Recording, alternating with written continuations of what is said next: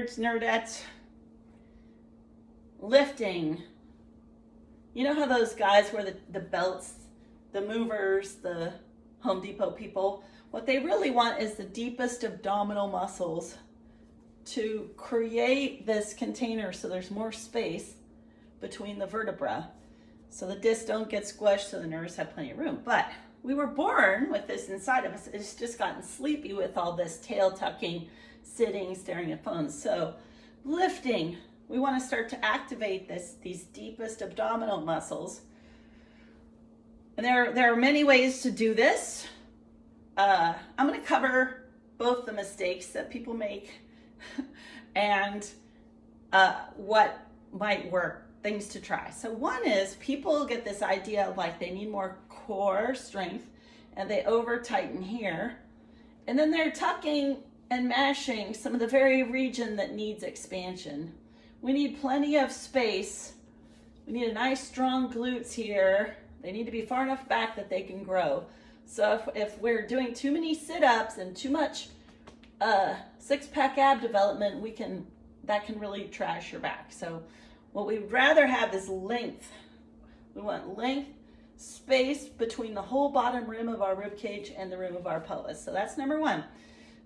Mistake is too many sit-ups, too much front body focused.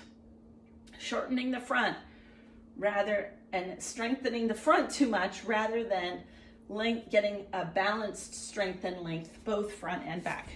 Number two mistake people make is getting, quote, lifting safely. They think, oh, I was told lift with my knees.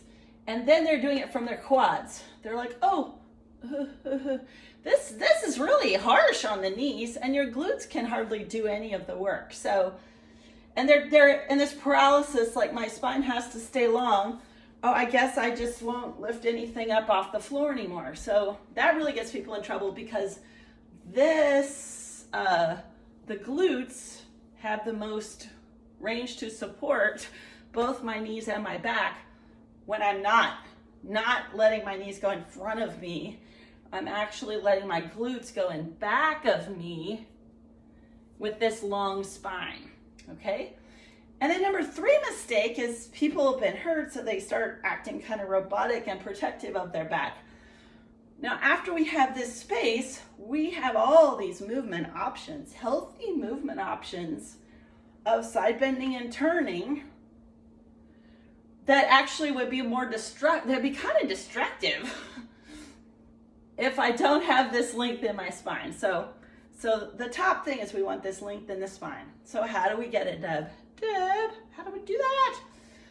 Many ways, but one that here are some that you could just feed into your everyday life. And if you do them a couple times a day, these muscles will eventually remember how to create this length on their own. And then you won't have to be neurotic like me, thinking about this all the time. Okay, so number one way I would say is you could put your hands on your rib cage and just feel what it's like for this rib cage to move up. I learned this one from Esther Goclay.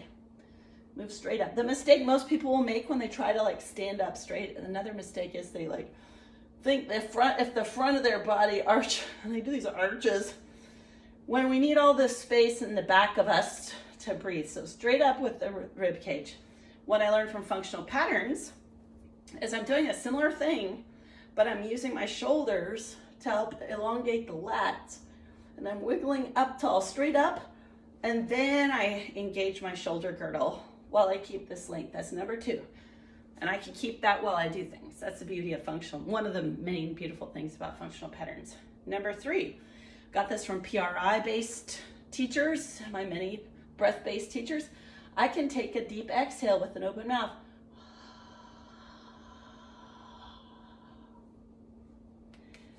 And that transverse abdominal and oblique engagement.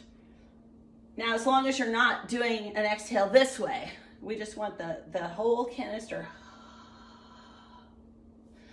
So these, once we have this length here, then we can add all this. We have options to side bend and turn and wiggle, and we have more safety in bringing our hips back And then instead of doing the work in my back and letting my abs hang, I'm transferring the work to my haunches.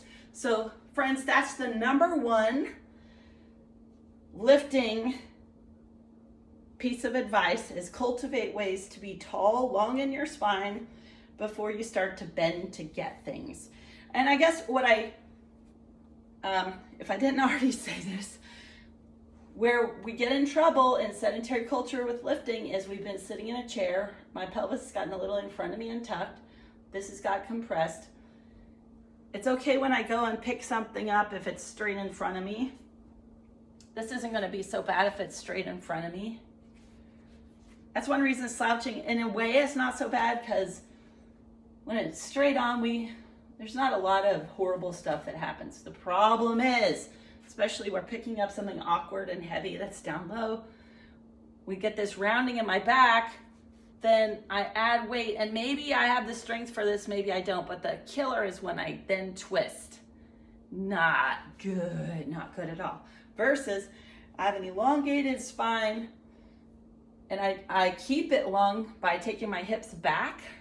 Then I can do some subtle bending and twisting, get in these weird angles, pivot my feet, move my head around, move my arms, anchor my shoulders. I have a lot of ways after this to lift powerfully and easefully, even in awkward situations.